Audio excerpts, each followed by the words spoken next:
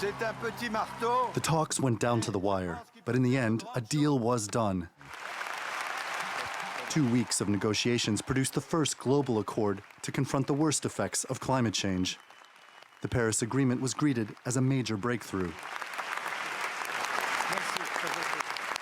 It is an agreement of conviction. It is an agreement of solidarity with the most vulnerable. It is an agreement of long-term vision. The Paris Agreement contains a pledge to keep global temperature rise to below 2 degrees Celsius, with 1.5 degrees as a future target. It promises financial aid to poorer countries, a $100 billion a year fund by 2020, which will increase over time. It calls for countries to come back to the table every 5 years to improve their pledges. This is a historic deal.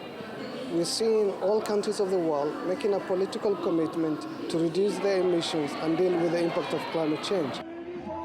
Compromise was always going to be necessary for every country to sign up. They fear the fine rhetoric on display in Paris won't be converted into the difficult choices and policies that are now needed to avoid the worst effects of climate change. Campaigners say those consequences are clear to see. Sea levels are already rising, threatening small island nations and millions of people living near coastlines. Disrupted weather patterns are leading to more storms. Forest fires and desertification are on the increase. Extended droughts in some regions are increasingly common. So too, forest fires, all of which are threatening countries with food shortages and increased competition for habitable land. How to manage this and cover the costs was one of the big issues in Paris. Developed nations argued that by now, big developing nations like China and India can afford to contribute to the global fund.